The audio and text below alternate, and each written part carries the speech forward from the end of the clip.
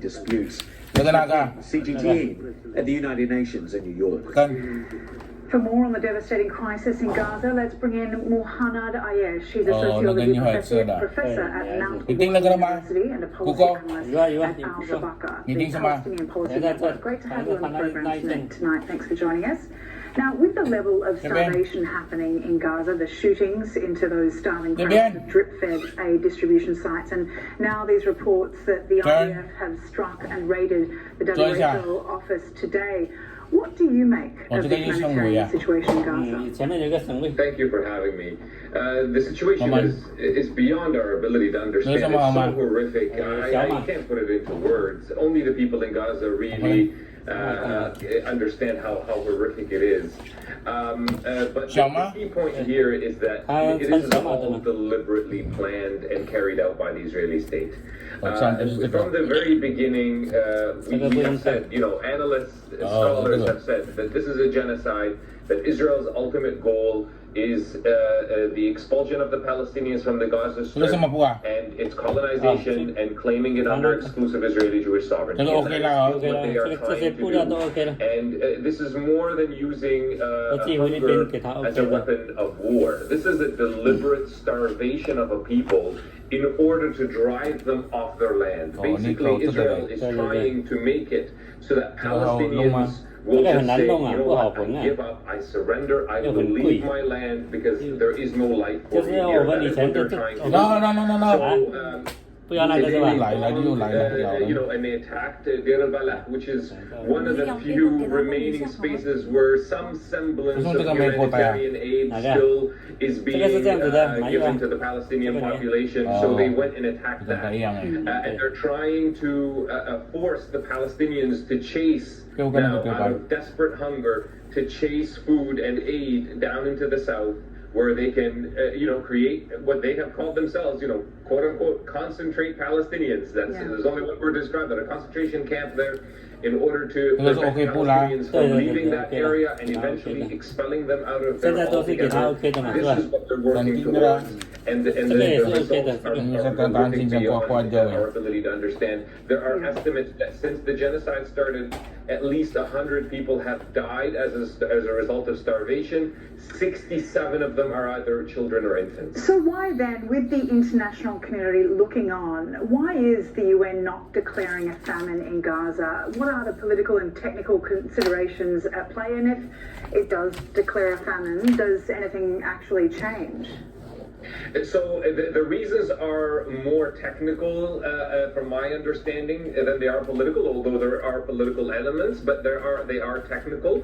The UN's declaration have been very firm, though, and very clear that the aid desperately needs to be allowed in great numbers and administered by the United Nations, not by this Gaza Humanitarian Fund, which is basically a death trap and not really humanitarian at all. So they've made that very clear. They said that the entire population of the Gaza Strip is now susceptible to famine. But the reasons are for technical more than political, I would say. But the international community needs to take drastic action in order to force the Israeli state to allow that humanitarian aid in. And that is missing. The political will, the political vision, the political leadership is missing. People continue to wait for the U.S. to step in and stop this madness, but the U.S. is part of the problem.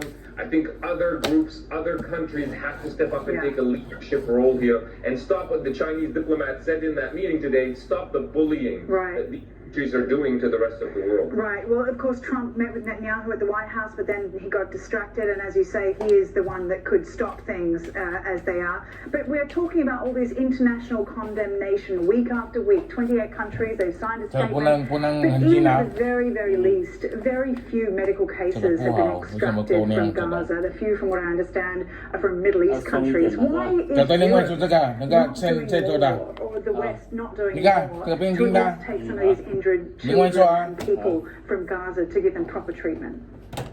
Simply put, because they are not really all that interested in the well-being, freedom, and liberation of the Palestinian people. It's a continuation of European colonial... Tama po ba yun?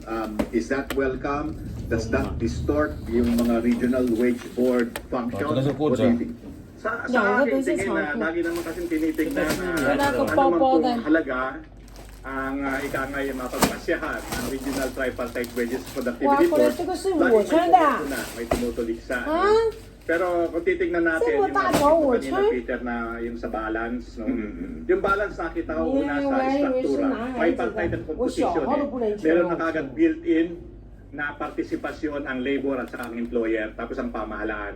Kalawa sa proseso, dumadaan sa public consultation, public hearing, saka deliberation ng mga miyembro ng boards. At pangatlo, sa batas mismo na dumikha ng Regional Tripartite Wages and Productivity Boards, in-identify nga yung mga factors.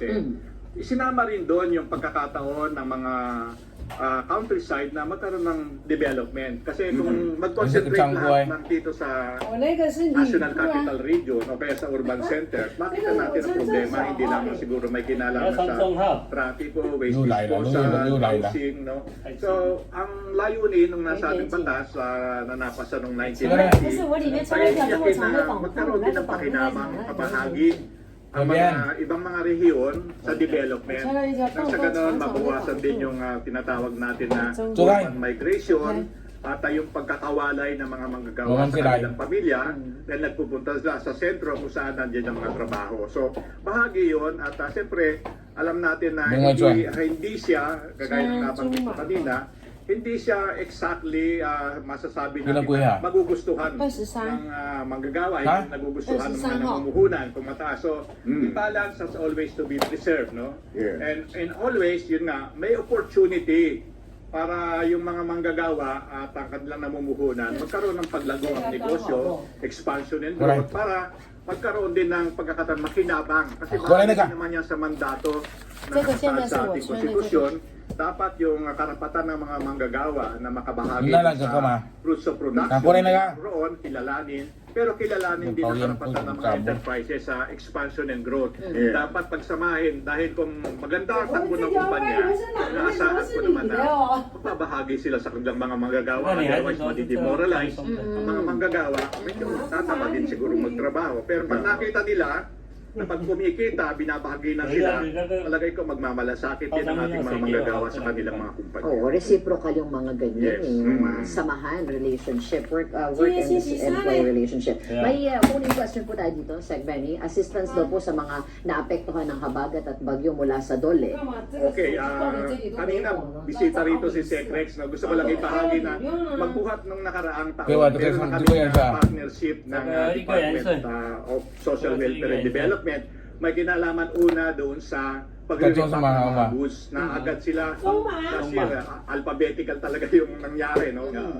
Ngayon medyo pinalakas nila yung kapasidad, halos doble na yung production nila, automated, pero kulang pa rin. Oo, no? sungsong lang. So, ang atin pong ginagawa ngayon, meron na po tayong direktiba sa ating mga regional directors na makipag-ugnayan sa local government units, PESO, at saka yung atin pong local, regional, provincial, disaster reduction, risk reduction management offices para tignan po sino po yung mga papasok magiging eligible sa programa namin sa TUPAD, no.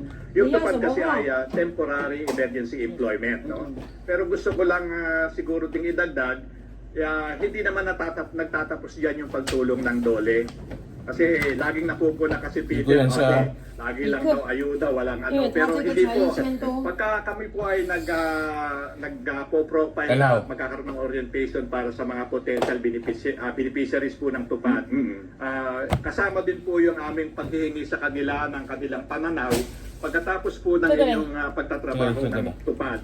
Whether it's 10 days, 20 days, or 30 days. Ano po ang gusto nyo makita na pwedeng ipagkaloob pa? Patuloy na tulong ng pamahalaan. Gusto nyo po ba ng livelihood project?